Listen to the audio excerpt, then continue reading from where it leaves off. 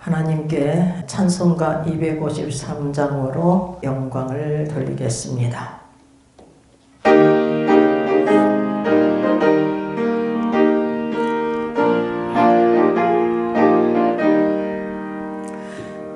구원으로 인도하는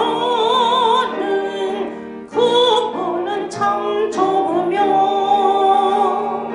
생명으로 인도하는 그 길은 참 험하니 우리 몸에 매여 있는 그 더러운 죄짐을 한없이 벗어놓고 힘써서 들어갑시다. 구원으로 인도하는 그 좁은 문 들어가 영생으로 인도하는 그 생명길 갑시다. 이 세상에 많은 사람 큰 문으로 들어가 넓은 길로 갈지라도 멸망길로 끝나니 세상 헛된 포기 영화 모두 내려버리고 주의 말씀 순종하여 그 생명길로 갑시다. 구원으로 인도하는 그 좁은 문 들어가 영생으로 인도하는 그 생명길 갑시다. 구원의 문 열렸으니 주의 공로 힘입어 주저 말고 들어가서 생명길로 갑시다. 구원의 문 닫힌 후엔 들어가고 싶으나 한 번 닫힌 구원의 문 또 열려지지 않으리. 구원으로 인도하는 그 좁은 문 들어가 영생으로 인도하는 그 생명길 갑시다. 아멘. 오늘 설교 제목은 누가 영생을 얻을 수 있을까입니다. 본문은 마태복음 19장 16절에서 26절 말씀입니다. 옛날이나 지금이나 우리 인간의 삶에서 가장 중요한 것은 영생의 문제입니다. 근데 세상 사람들이 그걸 알지 못하는 거예요. 성경에서 보면은 누가 영생을 얻을 수 있을까? 누가 구원을 얻을 수가 있을까? 내가 무엇을 하여야 영생을 얻을 수가 있겠습니까? 어찌할꼬? 이렇게 질문하는 자들이 있습니다. 영생의 문제가 오늘 본문 마태복음 19장 16절에서 26절에서도 나오지만 누가복음 18장 18절에서 27절, 마가복음 10장 17절에서 27절에서도 똑같은 내용이 기록되어 있습니다. 이렇게 공관복음에 기록되어 있어요. 얼마나 영생의 문제가 중요하면 이렇게 세 복음서에 이렇게 기록이 되어 있겠습니까? 여러분 25절에서 보니까 누가 구원을 얻을 수 있으리까? 이렇게 질문하고 있는데 이 질문하는 자가 누구냐 하면은 제자들이에요. 예수님 제자들입니다.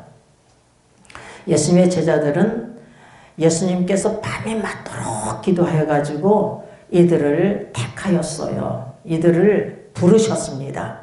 사도로 부르셨어요.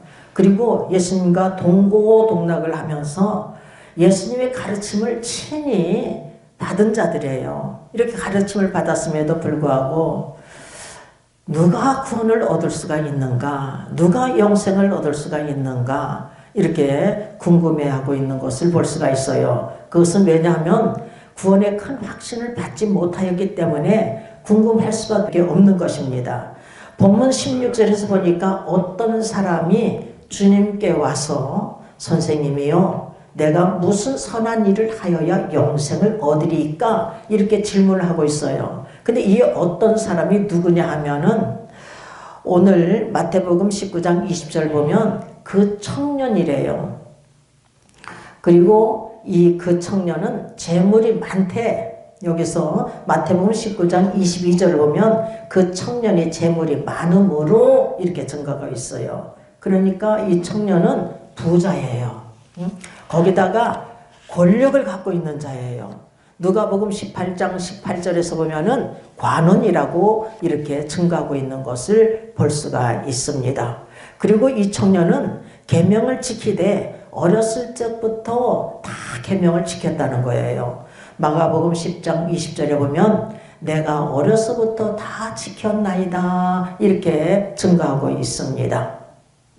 이 청년은 세상적으로 볼 때에 부러울 것이 없는 행복자인 것을 볼 수가 있어요. 젊은 데다가 권력을 갖고 있고 부를 누리고 또한 계명도 지키잖아요. 어렸을 때부터 계명을 지키니까 얼마나 착하고 바른 사람이에요.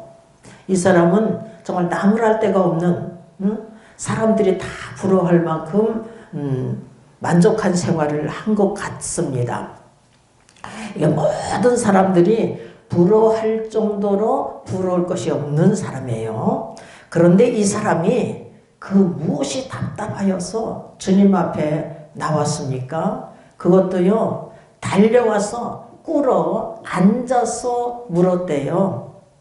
마가복음 10장 17절에서 그렇게 증가하고 있어요. 예수께서 길에 나가실새 한 사람이 달려와서 꿇어 앉아 묻자오되 이렇게 증가하고 있습니다.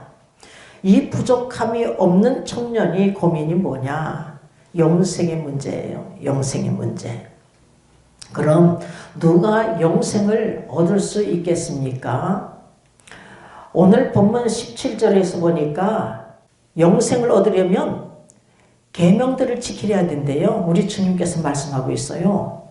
자, 오늘 17절 한번 읽어보겠습니다. 예수께서 가라사대 어찌하여 선한 일을 내게 묻느냐? 선한 이는 오직 한 분이시니라 이렇게 말씀하고 계신데 예수님은 하나님의 아들이시기 때문에 성자 하나님이셔요. 그래서 선한 분이신데 여기서 보니까 선한 이는 오직 한 분이시니라 이렇게 말씀하시는 것은 성부 하나님 아버지를 말씀하고 있습니다.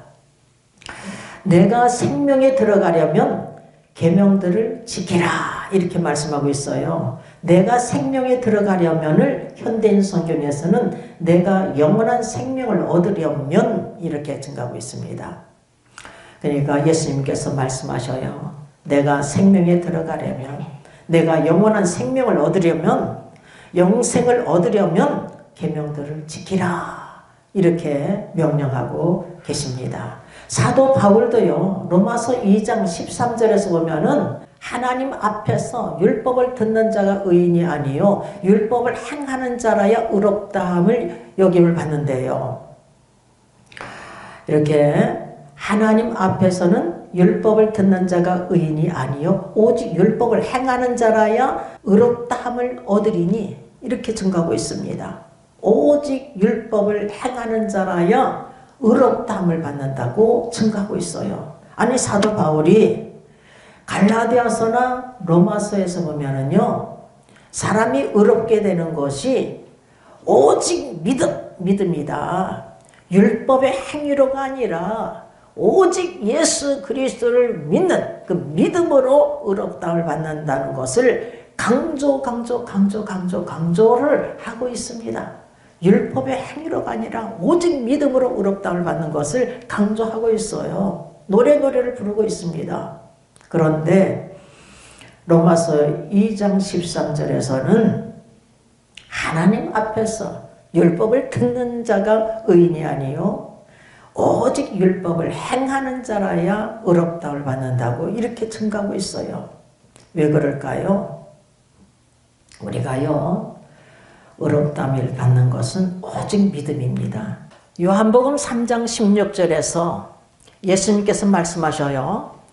하나님이 세상을 이처럼 사랑하사 독생자를 주셨으니 이는 저를 믿는 자마다 멸망치 않고 영생을 얻게 하려 하심이니라.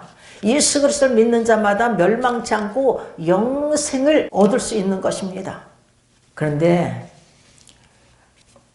우리가 무슨 선한 일을 하였기 때문에 우리가 무엇을 하였기 때문에 하나님께서 영생을 주시는 것이 아니라 오직 믿음으로 우리가 구원받기 전에는 어떤 자라고 그랬어요?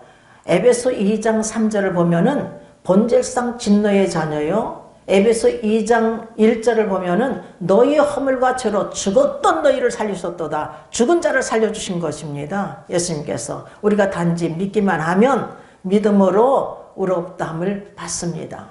그런데 이 의롭다함을 받은 자들은 반드시 행함이 따라가야 되는 거예요. 이 행함이. 그렇기 때문에 사도 바울이 오직 율법을 행하는 자라야 의롭다함을 받는다고 이렇게 증가하고 있는 것입니다. 오직 예수 그리스도를 믿음으로 영생을 얻었다면, 성령을 선물로 받았다면, 구원의 큰 확신을 받았다면 반드시 행함이 따라야 하는 것입니다. 행함이 없는 믿음은 그 자체가 죽은 것. 야고보 선생님이 야고보서 2장 17절에서 증가하고 있어요. 또한 야고보서 2장 26절에서 보면 영혼 없는 몸이 죽음같이 행함이 없는 믿음은 죽은 것이라고 이렇게 증가하고 있는 것을 볼 수가 있습니다. 그래서 야고보 선생님이요 아브라함과 기생 라합을 예를 들어서 설명을 해요. 그 말씀을 한번 우리가 읽어보겠습니다. 야고보서 2장 20절서부터 24절까지 우선 읽겠습니다. 아하 허탄한 사람아 행함이 없는 믿음이 헛것인 줄 알고자 하느냐. 우리 조상 아브라함이 그 아들 이삭을 제단에 드릴 때에 행함으로 의롭다 하심을 받은 것이 아니냐. 내가 보거니와 믿음이 그의 행함과 함께 일하고 행함으로 믿음이 온전케 되었느니라. 이에 경에 이른바 아브라함이 하나님을 믿으니 이것을 의로 여기셨다는 말씀이 응하였고 그는 하나님의 벗이라 칭함을 받았나니 이로 보건대 사람이 행함으로 의롭다 하심을 받고 믿음으로만 아니니라 이렇게 증가하고 있습니다. 하나님께서는 아브라함에게 약속하셨어요. 너로 큰 민족을 이루리라. 이 땅을 내 자손에게 주리라. 이렇게 약속하셨는데 기다리고 기다려도 약속의 아들을 주시지 않는 거예요. 그래서 창세기 15장에서 보면은 하나님께서 나타나셨어요. 아브라함에게. 그래서 아브라함이 나는 무자하오니 내가 길리운 다메섹 엘리에셀이나 내 후사가 되기를 원하나이다 하니까 하나님께서 그가 내 후사가 아니고 내 몸에서 날 자가 내 후사가 되리라 하시면서 아브라함을 이끌고 바깥으로 나가셔요. 나가셔가지고 저 하늘의 무뼈를 살 수 있나 보라. 내 자손이 이와 같으리라 라고 말씀하셨어요. 그랬더니 아브라함이 이 하나님 말씀을 듣고 믿게 된 거예요. 그래서 창세기 15장 6절에 보면 아브라함이 여호와를 믿으니 이를 의로 여겨 주셔서요. 이 믿음이 온전케 된 것이 언제 온전케 됐느냐 하면은 창세기 22장에서 하나님께서 약속의 아들 이삭을 주셨는데 이 독자를 번제로 드리라는 거예요.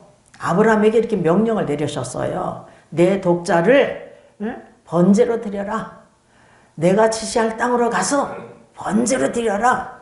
그래서 모리아산에 3일길을 가요. 새벽에 일어나서 이삭을 데리고 3일길을 갑니다. 그곳에서 아브라함이 이제 이삭을 그냥 꽁꽁 묶어가지고서는 잡으려고 해요. 칼을 들어가지고 탁 죽이려고 하는데 하나님께서 아브라함아 그에게 손을 대지 마라. 아무 일도 행하지 마라. 내가 이제야 내가 나를 경외하는 줄 아노라 이렇게 말씀하고 계셔요. 그런데 야고보서 보면은 한번 읽어보겠어요. 이에 경외에 이른바 아브라함이 하나님을 믿으니 이것을 의로 여기셨다는 말씀이 응하였고라는 것은, 그러니까 창세기 15장 6절에 아브라함이 하나님을 믿으니 이를 의로 여겨주셨어요. 이 믿음이 온전케 된 것이 창세기 22장 이삭을 바침으로 온전케 되었다는 거예요. 그래서 이제 24절 이로 보건대 사람이 행함으로 의롭다 하심을 받고 믿음으로만 아니니라 이렇게 증거하고 있는 것입니다. 왜냐하면 믿노라 하면서 행함이 없으면 이건 믿음의 사람이 아니잖아요. 죽은 믿음의 사람이거든요. 그렇기 때문에 이렇게 말씀하고 있고요. 또한 25절 다 같이 읽어보겠습니다. 또 이와 같이 기생 라합이 사자를 접대하여 다른 길로 나가게 할 때에 행함으로 의롭다 하심을 받은 것이 아니냐 이렇게 증거하고 있습니다. 기생 라합은 이제 손님들, 남자들을 이제 손님으로 맞이하잖아요. 그런데 그들이 이스라엘 역사에 대해서 막 증거하는 거예요. 이스라엘 백성들이 말이야, 하나님께서 말이지 그들을 출애굽시키기 위해서 애굽인이 살고 있는 땅에만 10가지 재앙을 퍼부으시고 이스라엘이 살고 있는 고생 땅에는 재앙이 없었다.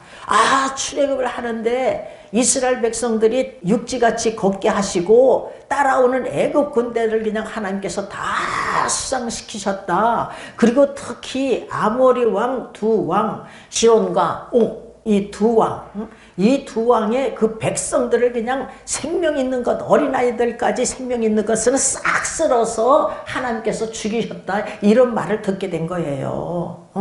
그래서 이 라합이 믿음이 생긴 거예요. 믿음이 생겼어. 그러니까 믿노라 하면 행함이 따라야 되잖아요. 이 기생 라합 집에 정탐꾼이 들어온 거예요. 2명의 정탐꾼. 근데 이 2명의 정탐꾼이 들어왔는데 그 여리고 왕이 기별하여서 네 집에 정탐꾼이 들어왔는데 내놔라. 이런 거예요.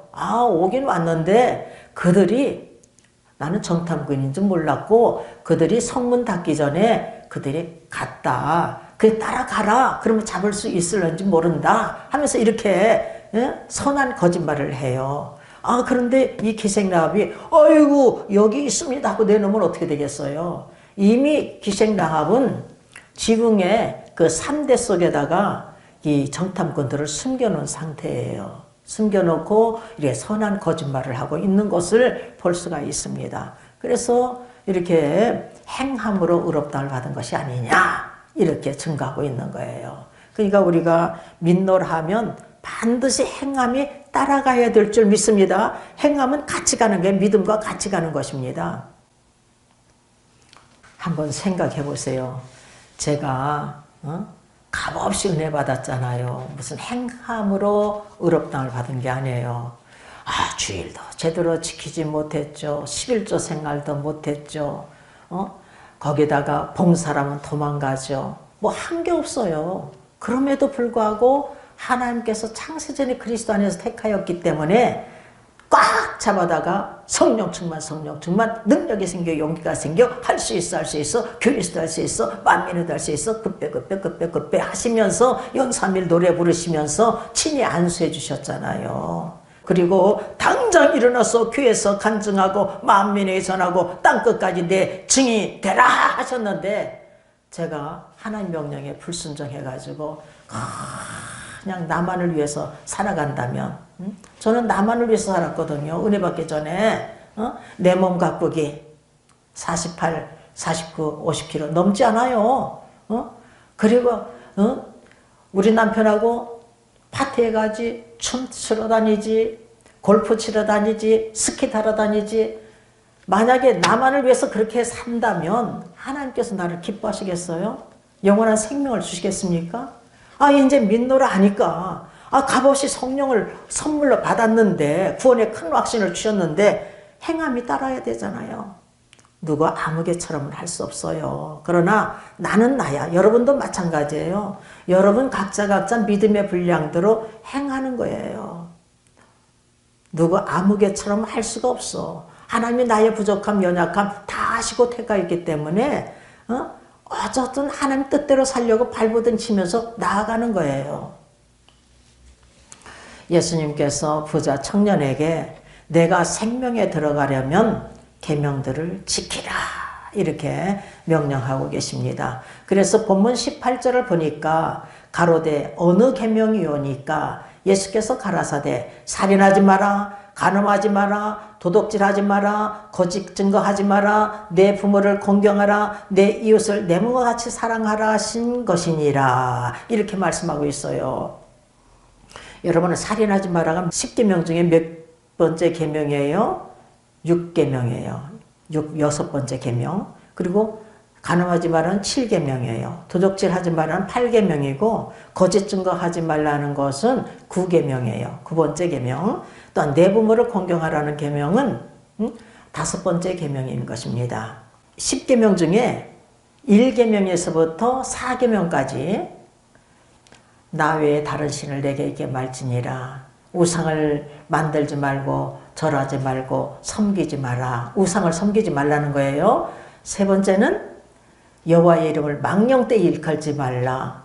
네 번째는 안식일을 기억하여 거룩히 지키라. 여러분 안식일을 기억하여 거룩히 지키라는 것은 하나님의 명령이에요. 우리가 하나님 명령에 순종하여서 오늘도 이 자리에 나온 줄 믿습니다.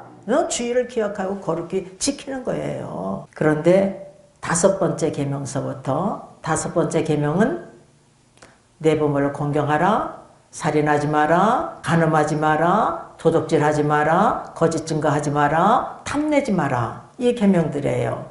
5번째서부터 10번째 계명은 이웃을 사랑하라는 계명이에요. 그러니까 첫 번째 계명서부터 네 번째 계명까지는 하나님을 사랑하라는 계명이고 5계명에서부터 10계명까지는 이웃을 사랑하라는 계명인 것입니다. 우리가 오직 예수 그리스도를 믿음으로 성령으로 거듭난 하나님의 자녀들은 이때부터 하나님을 사랑하게 되어 있는 거예요. 하나님을 사랑하는 자는 남을 사랑하는 자입니다. 그래서 사도 바울이 로마서 13장 8절에서 10절에 남을 사랑하는 자는 율법을 다 이뤘느니라. 간음하지 마라, 살인하지 마라, 도둑질하지 마라, 탐내지 마라. 그 외에 어떤 계명이 있다 할지라도 내 이웃을 내 몸과 같이 사랑하라 하신 이 계명 안에, 이 말씀 안에 다 들어있느니라. 사랑은 악을 행치 아니하므로 사랑은 율법의 완성이니라. 이렇게 말씀하고 계신 것입니다. 하나님을 사랑하는 자는 이웃을 사랑하는 자이기 때문에 사도 바울이 이와 같이 증가하고 있어요. 누가복음 10장 25절에서 28절을 보면은요, 어떤 율법사가 일어나서 예수님을 시험하여서 질문을 합니다. 내가 무엇을 하여야 영생을 얻을 수가 있겠습니까? 라고 질문을 해요. 그랬더니 예수님께서 율법에 무엇이라 기록되어 있으며 어떻게 읽느냐? 그러니까 율법을 가리키는 선생이니까 정확하게 대답합니다. 마음을 다하고 목숨을 다하고 힘을 다하고 뜻을 다하여 주 너의 하나님을 사랑하라 하고 내 이웃을 내 몸같이 사랑하라 하였나이다. 네 대답이 옳도다. 이를 행하라. 그러면 살리라. 내 대답이 옳도다. 이 율법을 행하라. 그러면 영생을 얻으리라. 이렇게 말씀하고 계신 것입니다. 여러분, 우리가 하나님을 사랑하되 첫째는 마음이에요. 우리 마음이 중요한 것입니다. 마음을 다하고 목숨을 다하고 힘을 다하고 뜻을 다하여서 주 하나님을 사랑하라는 거예요. 이렇게 섬기라는 것입니다. 누가 그렇게 섬길 수가 있겠어요? 은혜를 받은 자만이 할 수가 있는 것입니다. 오직 예수 그리스도를 이름으로, 예수 그리스도를 믿음으로 성령을 받은 하나님의 자녀만이 이때부터 누가 뭐라고 하든지 말든지 마음을 다하고 목숨을 다하고 힘을 다하고 뜻을 다하여서 하나님을 사랑하며 섬기며 따라가게 되어 있는 것입니다. 본문 20절을 보니까 그 청년이 가로되 이 모든 것을 내가 지켜 싸우니 아직도 무엇이 부족하니까 이렇게 질문하고 있어요. 마가복음 10장 20절에서 보면은 여짜오되 선생님이요 이것은 내가 어려서부터 다 지켰나이다 이렇게 증거하고 있습니다. 그 청년은 세상적으로 생각하면은 젊은 데다가 부를 누리고 권력을 갖고 또한 어렸을 때부터 이렇게 계명을 지켰으니까 아주 착하고 바른 자 아니겠어요? 이렇게 부러울 것이 없는 자인데 부족한 것이 있다는 거예요. 예수님께서 오히려 한 가지 부족한 것이 있다고 이렇게 증거하고 있음을 볼 수가 있습니다. 예수님께서는 그를 보시고 사랑하셨어요. 마가복음 10장 21절을 보면은 예수께서 그를 보시고 사랑하사라고 이렇게 증거하고 계심을 볼 수가 있습니다. 현대인 성경에서는 그때의 예수님이 사랑하는 마음으로 그를 바라보시며 라고 이렇게 증거하고 있어요. 그러니까 예수님께서 사랑하는 마음으로 그를 바라보셨어요. 여러분, 예수님은요, 우리의 마음 중심을 바라보십니다. 그러니까 부자 청손의 마음 중심을 바라보시는 거예요. 이 사람들은 외모를 보고 판단하잖아요. 근데 우리 주님은 마음의 중심을 바라보고 계신 거예요. 그러므로 우리는 하나님 앞에서, 예수님 앞에서 속일 수가 없는 것입니다. 그 청년이 무엇을 귀히 여기고 있는지 예수님께서 알고 계셨어요. 무엇을 하나님보다 더 사랑하고 있는지를 알고 있었어요. 재물을 사랑하는 거야. 하나님을 사랑해야 할 자가 하나님보다 재물을 더 사랑하고 재물을 더 귀히 여기는 거예요. 우리가 무엇을 더 사랑하고 있습니까? 이 세상 물질을 더 사랑합니까? 재물? 그것 때문에 주일도 제대로 못 지키고 그러면 안 되잖아요. 만사 다 제쳐놓고 주일을 잘 지켜야 되는 거야. 안식일을 기억하여서 거룩히 지키라. 주일을 기억하여 거룩히 지키는 자가 되어야 될 줄 믿습니다. 아멘. 이 청년의 우상이 뭐냐면 재물이거든요. 그러니까 이 재물을 버려야지만 천국에 갈 수가 있거든요. 그래서 이 버림의 결단을 하라는 거예요. 우리들 마찬가지예요. 이 말씀을 통해서 예수님이 모든 사람에게 주시고자 하는 교훈은 버림의 결단을 하라는 것입니다. 하나님보다 더 사랑하는 것이 있으면 이걸 버려버려라는 거예요. 내가 하나님보다 무엇을 더 사랑하고 있는가 한번 살펴보시길 바랍니다. 우리의 남은 인생 하나님을 사랑하되 뜨겁게 사랑하는 귀한 그릇들 되시기를 주님의 이름으로 축원합니다. 마음을 다하고 목숨을 다하고 힘을 다하고 뜻을 다하여 주어 너희 하나님을 사랑하라. 이렇게 사랑해야 되는데 하나님보다 이 세상 것을 더 사랑하면 하나님께서 기뻐하잖아요. 왜냐하면 이 사랑하는 것이 우상이거든. 우상. 재물을 더 사랑하면 재물이 우상이고 자녀들을 더 사랑하면 자녀들이 우상이고 이 권력을 사랑하면 이 권력이 우상이고 하나님보다 더 아사라는 것이 있으면 이게 우상 섬기는 죄에 해당한다는 거예요. 우리는요 두 주인을 섬길 수가 없습니다. 하나님과 재물을 겸하여 섬길 수가 없어요. 그래서 예수님께서 마태복음 6장 24절을 보니까 한 사람이 두 주인을 섬기지 못할 것이니 혹 이를 미워하며 저를 사랑하거나 혹 이를 중히 여기며 저를 경히 여김이라. 너희가 하나님과 재물을 겸하여 섬기지 못하느니라. 여러분 하나님과 이 세상 것을 겸하여 섬길 수가 없습니다. 여러분 이것을 깨달은 자가 솔로몬이에요. 우상을 많이 섬겼던 자 아니겠습니까? 그런데 하나님께서 회개케 하여 주셨어요. 이를. 그래서 전도서 1장 2절에서 늙음하게 이렇게 고백을 해요. 헛되고 헛되며 헛되고 헛되니 모든 것이 헛되도다. 이렇게 고백하는 자가 누가 고백하느냐? 솔로몬 왕이에요. 왕권을 갖고 있어요. 권력을 갖고 있고 부를 누리되 은이 돌멩이와 같이 많았대요. 이 부를 누리고 지혜의 왕 중에 왕이 증가하는 거예요. 헛되고 헛되며 헛되고 헛되니 모든 것이 헛되도다. 이 세상 것으로는 천국을 가지 못하니까, 이 세상 것으로는 영생을 얻지 못하니까 이렇게 고백을 하고 있는 것입니다. 여러분, 결론을 내요. 이 솔로몬이 인간의 본분이 무엇인가? 하나님을 경외하고 그 명령을 순종하는 것이다. 전도서 12장 13절에서 이와 같이 증가하고 있어요. 두려운 마음으로 하나님을 공경하고 그 명령을 순종하는 것이 인간의 본분이라는 것입니다. 우리는 인간의 본분을 지켜야 될 줄 믿습니다. 21절에 보니까 예수께서 가라사대 내가 온전하고자 할진대 가서 내 소유를 팔아 가난한 자들을 주라. 이 재물 때문에 천국을 가지 못하게 생겼거든. 재물을 사랑하니까, 하나님보다 재물을 더 사랑하니까. 그러니까 이거를 버리라는 거예요.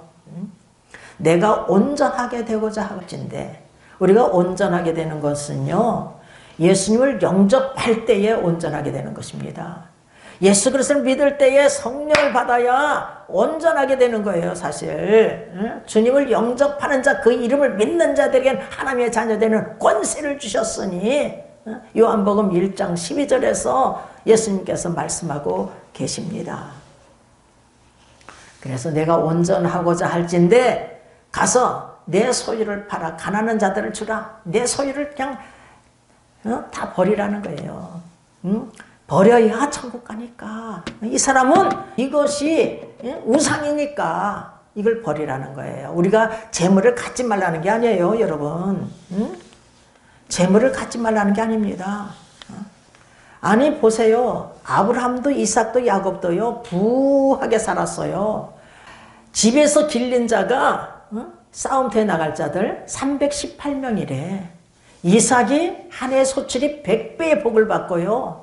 하나님께서 이에게 복을 주시되 창대하고 왕성하며 마침내는 거부가 되어 창세기 26장 12절에 13절에 이렇게 증가하고 있어요.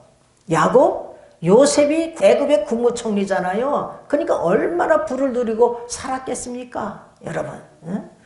거기다가 다윗, 솔로몬, 그리고 또한 그 여호사밧, 히스기야, 요시야 다 왕들의 이 사람들이 왕이야. 그럼에도 불구하고 이 사람들이 다 천국을 간 거야. 하나님을 믿음으로. 물론 죄를 지으면 회개하고 악한 데서 확 돌이켜서 이 사람들이요 부를 누렸지만 천국에 갔어요. 많은 사람들이 천국에 또 가. 다 부자들이 다 지옥 가는 것이 아니라. 여기서 내 소유를 팔아 가난한 자들을 주라. 그리하면 하늘에서 보화가 내게 있으리라. 하늘에서 보화가 내게 있으리라. 여기 보화는 예수 그리스도를 말하는 거예요. 보화인 예수 그리스도. 예수 그리스도인 이 보화를 내게 주겠다. 사도 베드로가 그러잖아요. 내게 있는 것으로 내게 주노니 나사렛 예수 그리스도 이름으로 걸어라 이러잖아요. 예수 그리스도, 그리스도예요. 그리스도를 다 그거 있다 이렇게 보면 돼요. 그리고 와서, 그러니까 예수 그리스도를 영접하라. 그리고 와서 나를 쫓으라는 거예요. 여러분, 우리가 예수 그리스도를 쫓을 때 어떻게 쫓아야 된다고요? 마태복음 16장 24절에서 25절, 마가복음 8장 34절에서 35절, 누가복음 9장 23절에 24절에 아무든지 나를 따라오려거든 자기를 부인하고 자기 십자가를 짊어지고 나를 쫓을 것이니라. 누구든지 자기 목숨을 구원코자 하면 잃을 것이요 누구든지 나와 복음을 위하여 자기 목숨을 잃으면 구원을 얻으리라. 여러분 잘 생각해 보세요. 내가 주님을 위해서 복음을 위해서 살고 있는가를 생각해야 돼. 그런데 우리가 은혜 받지 않고서는 이 길을 걸어갈 수가 없어요. 은혜 받은 후에는 우리가 이 길을 걸어가야 되는 거예요. 이 십자가의 고난의 길을 걸어가야 되는 거예요. 그전에는 하라 해도 못해요. 못해. 근데 은혜를 받은 자가 그냥 세상이 좋다고 세상을 향해서 가면은요, 결국은요, 지옥에 떨어지는 거예요. 영벌에 처하게 되는 것입니다. 영생 얻을 수가 없습니다. 여러분. 이걸 우리가 분명히 알아야 될 줄 믿습니다. 본문 22절 보니까 그 청년이 재물이 많음으로 이 말씀을 듣고 근심하며 가니라. 이 재물이 우상이고 하나님보다 이 재물을 더 사랑하기 때문에 주님 말씀을 듣고도 이렇게 근심하며 재물이 많음으로 근심하며 갔대. 그러니 천국에 들어갈 수가 없는 거예요. 이걸 버리면 갈 수가 있는데 그래서 버리라는 거예요. 우리 주님께서. 여러분 우상이 무엇입니까? 여러분의 우상이 무엇입니까? 하나님보다 더 사랑하는 것이 무엇입니까? 재물입니까? 자녀들입니까? 명예입니까? 권력입니까? 그 세상 그 어떤 것도 주님보다 더 사랑하는 것이 있으면 다 버려버려야 돼. 부자가 천국 가기가 얼마나 어려운가를 예수님께서 말씀하고 계셔요. 본문 23절에서 26절에 보면은요, 예수님께서 부자가 천국 가기가 얼마나 어려운가, 낙타가 바늘귀로 들어가는 것이 부자가 천국 가는 것보다 쉽대요. 여러분, 이 낙타가 말이에요. 어떻게 바늘귀로 들어갈 수가 있겠어요? 근데 이 낙타가 바늘귀로 들어가는 것이 부자가 천국 가는 것보다 쉽다는 거야. 그래서 누가 구원을 받을 수가 있겠어요? 그래서 제자들이 질문하는 거예요. 누가 구원을 얻을 수가 있겠습니까? 그러니까 예수님께서 말씀하시기를 사람으로는 할 수 없으되 하나님으로는 할 수 있느니라. 사람으로는 할 수 없으되 하나님으로는 할 수 있느니라 라고 말씀하고 계셔요. 여러분 보세요. 우리를 택하시되 창세전에 그리스도 안에서 택하여 주셨어요. 우리를 택하시되 이미 하나님께서는요, 구원받을 자, 멸망받을 자, 천국 갈 자, 지옥 갈 자, 영생을 얻을 자, 영벌을 처할 자를 딱 정해 놓으셨어요. 이미 예정해 놓고 계셔요. 그래서 천국 갈 자, 영생을 얻을 자들을, 세상을 향해서 달려가고 있는 자들을 한 사람 한 사람 불러서 하나님께서 은혜를 베풀어 주시는 거예요. 아직까지 우리가 성령으로 거듭나지 못했다 할지라도 하나님께서 성령으로 거듭나게 하시기 위해서 성령께 보내신 줄 믿습니다. 또한 방송 설교를 하는데 이 방송 설교를 듣게 하여 주시는 줄 믿습니다. 그런 거예요, 여러분. 부하든지 가난하든지 오직 예수 그리스도를 믿는 자마다 멸망치 않고 영생의 복을 받는 줄 믿습니다. 우리가 예수 그리스도를 믿고 성령을 받으면 구원의 큰 확신이 와요. 나 같은 것을 살려주시다니, 나 같은 것을 하나님의 자녀로 삼아주시다니, 나 같은 것을. 그래서 하나님의 자녀가 되었으면 하나님 아버지의 말씀에 순종하는 것 마땅하잖아요. 그래서 이 믿음과 행함이 같이 가는 거예요. 같이. 예? 여러분, 행함이 따르는 산 믿음의 사람들만 되시기를 주님의 이름으로 축원합니다. 오직 예수 그리스도를 믿고 성령을 선물로 받아서 구원의 큰 확신 속에서 전진하면서 믿노라 하면 행함이 따라야 하니까 여러분, 행함이 따르는 산 믿음의 사람들 되시기를 주님의 이름으로 축원합니다. 죽은 믿음의 사람이 아니라 산 믿음의 사람들 되시기를 주님의 이름으로 축원합니다. 아멘.